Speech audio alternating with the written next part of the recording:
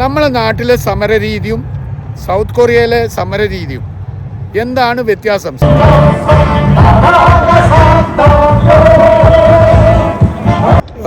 കൊറിയയിൽ വലിയ സമരങ്ങളും ഭരണമാറ്റമൊക്കെ നടക്കുന്നതാണ്, അഴിമതി നടക്കുന്നതാണ്, എല്ലാം ഉള്ളതാണ്.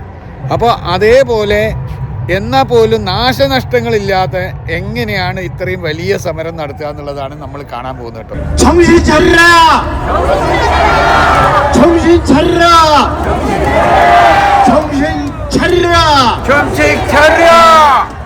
ഇവിടെ ഭയങ്കര പ്രതിഷേധം കേട്ടോ. കുടികളുമായിട്ട് അമേരിക്കനെ സപ്പോർട്ട് ചെയ്യുന്ന ആൾക്കാരാണ് ഇവിടെ കാണുന്നത്.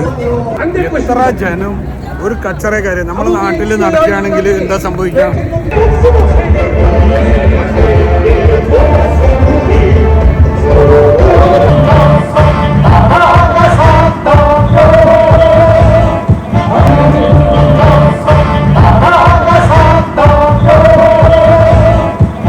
ഹായ്, സൗത്ത് കൊറിയയിലാട്ടോ. സൗത്ത് കൊറിയയിലെ സിയോളിലാണ്.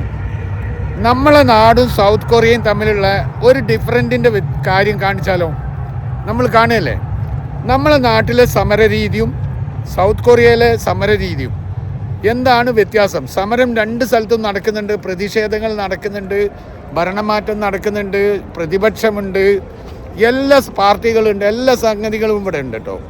പക്ഷേ അത് കൈകാര്യം ചെയ്യുന്ന രീതി, സമരങ്ങൾ എങ്ങനെയാണ് പബ്ലിക്കിന് ബുദ്ധിമുട്ടില്ലാതെയും മറ്റുള്ള രീതിയും പ്രതിഷേധിച്ച് വലിയ സമരം നിങ്ങൾ കേട്ടിട്ടുണ്ടാവും. കൊറിയയിൽ വലിയ സമരങ്ങളും ഭരണമാറ്റമൊക്കെ നടക്കുന്നതാണ്, അഴിമതി നടക്കുന്നതാണ്, എല്ലാം ഉള്ളതാണ്.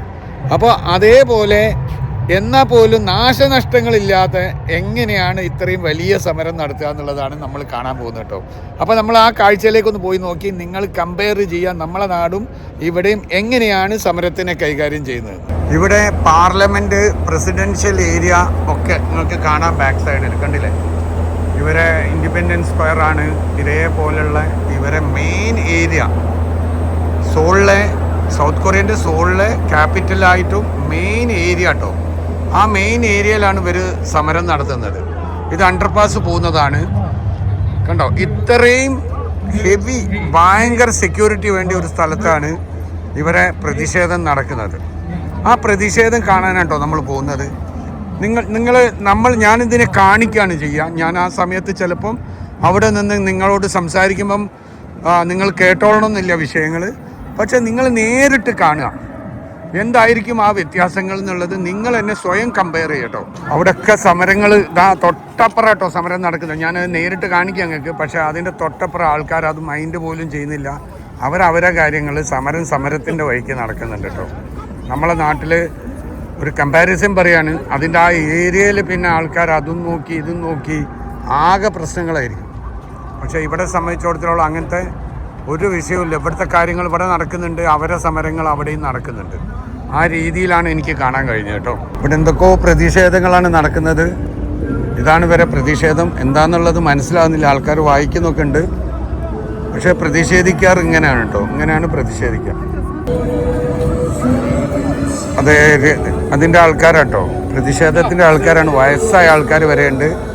നിന്ന് ഫോട്ടോകളൊക്കെ എടുക്കുക കേട്ടോ. ഇവിടുത്തെ റഷ് ഉണ്ട്. നിങ്ങൾ അവിടെയൊക്കെ സമരം നടക്കുന്നുണ്ട്. അപ്പോഴും ഇവിടെ നടക്കുന്ന റഷ് കണ്ടില്ല നിങ്ങൾ. ട്രാക്കിൽ ഇങ്ങനെ ഫുൾ റഷ് ആട്ടോ. മെയിൻ ഏരിയ ആണ്, ക്യാപിറ്റലിൻ്റെ മെയിൻ ഏരിയ.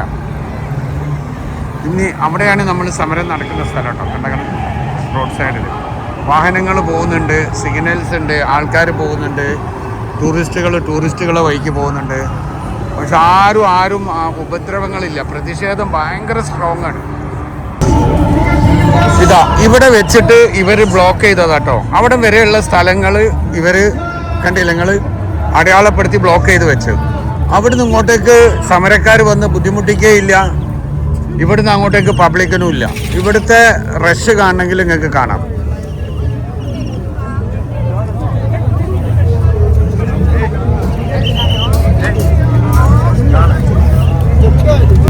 ഇവിടെ ഭയങ്കര പ്രതിഷേധം കേട്ടോ. കുടികളുമായിട്ട് അമേരിക്കനെ സപ്പോർട്ട് ചെയ്യുന്ന ആൾക്കാരാണ് ഇവിടെ കാണുന്നത്.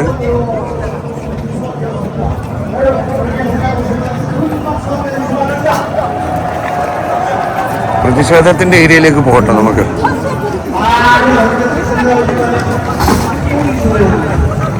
여기에 나와 있는 여러분들 이제 조항을 완성을 해야 돼요. ഇയാളാണ് നമ്മുടെ ഇതിന്റെ നേതാവ് കേട്ടോ. ഇയാളാണ് ഇതിന്റെ നേതാവ്. 28일 날 나올 때는 10명 이상을 여기에 데리고 나오셔야 됩니다. 그렇게 하시다고 생각하시면 ഇത് ഭയങ്കര സ്ട്രോങ് സമരം കേട്ടോ. മൂപ്പരാള് പറയുന്നവർ കാണുന്ന പോലും കൈ അടിക്കുന്നുണ്ട് പറയുന്നത് കേട്ടിട്ട്. 내가 이 광화문 집회에다가 때문에 살이 먹는다 그랬더니 요새도 광화문에서 집회를 하느냐 이렇게 이것은 이 언론이 ഈ ഏരിയ തിരിച്ചു കൊടുത്തിട്ട് ഈ ഏരിയയിൽ വെച്ചിട്ടാണ് ഇവർ ഇത്രയും വലിയ പ്രതിഷേധം നടത്തുന്നത്.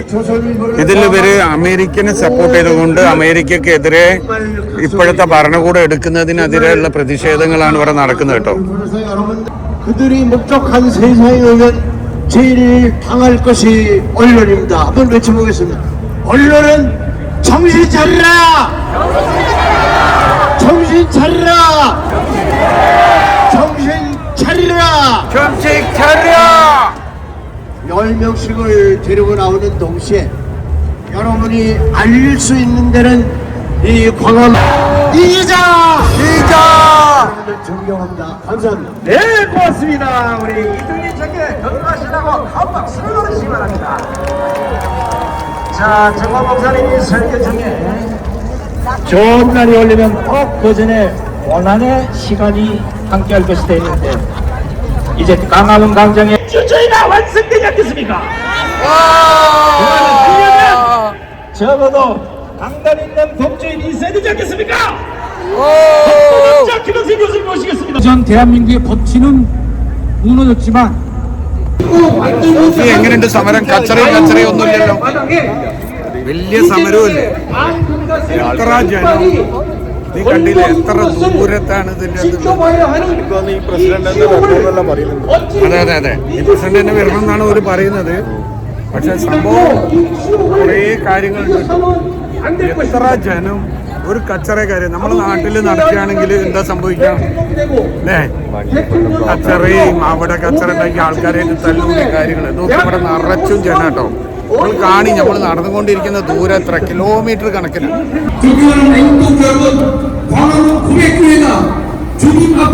ഏകദേശം 1 കിലോമീറ്ററോളം കഴിഞ്ഞിട്ട് വന്നിട്ടുള്ള സ്ഥലമാണ്.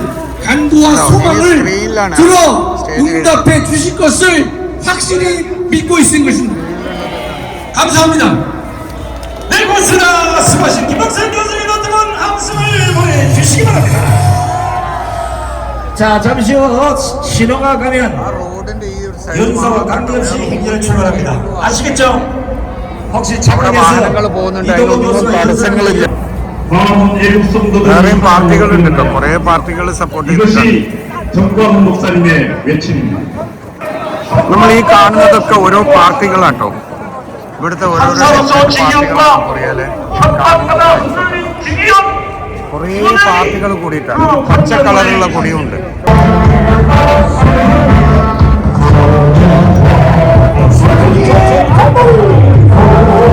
아